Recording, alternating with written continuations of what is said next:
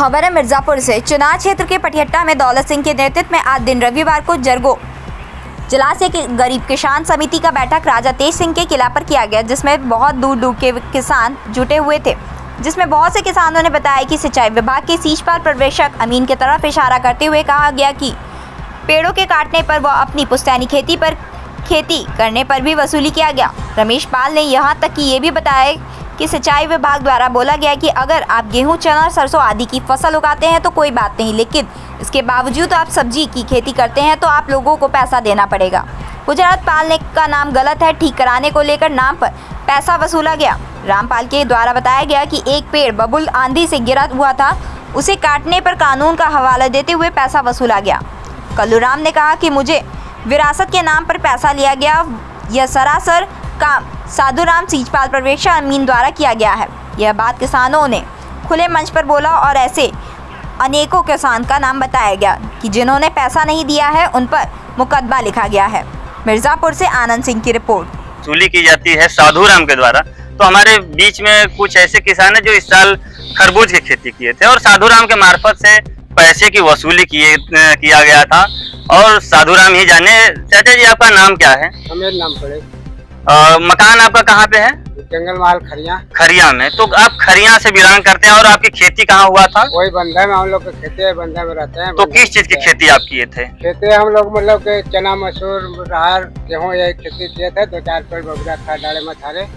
साधुराम ने पूछे थे, हमें नाम पूछ कर गए हमारे घर। हाँ, तो लगने कहे कि आओ नारायणपुर का चलो। तो वो दिन मिट्टी रखे थे वो लोग, तो हम लोग के नारायणपुर बुलाए थे। हम वहाँ 1500 रुपया दिए थे, तब ही वो 500 रुपया बदे बहुत 20 बार वो फोन किया। अरे यार दे दो हमके काटे वाले से ले ला, ये कटले आज खरीद ले। ये कितने दिन पहले की बात है? अरे 1 महीना हुआ। 1 महीना? 1 महीना भी इतना हुआ। और कई थे मुरादान और यार क्या था वकील कई किसान से वो पैसा लिया था। नारायण से भी पैसा लिए हैं। हाँ, नारायण वकील से भी पैसा लिए हैं। ऑफिस पर बोला। चलिए, और हमारे पास दूसरे किसान हैं जो ये बताया जाता है कि साधुराम जी द्वारा कहा जाता है कि खरीफ की, रबी की फसल की खेती करेंगे तो कोई बात नहीं, लेकिन अगर हरी सब्जी या तो किसी तरह से सब्जी की खेती करते हैं तो हमें पैसा आपको देना पड़ेगा। तो आपका नाम क्या है भाई साहब? रमेश पाल। कहाँ से बिलोंग करते हैं आप? ग्राम पंचायत बहेरा से। बहेरा से आपकी खेती कहाँ पे हुआ था? हाथी जंगल महल में हुआ। जंगल महल में। तो साधुराम जी ने आपसे क्या कहा था? साधुराम ने 1-2 बार हमारे यहाँ फोन भी किए, हमको बुलाए और हमारे घर भी पहुँचे थे और यही बात विचार कर रहे थे कि भाई देखिए आपके नाम से हम केस काट देंगे।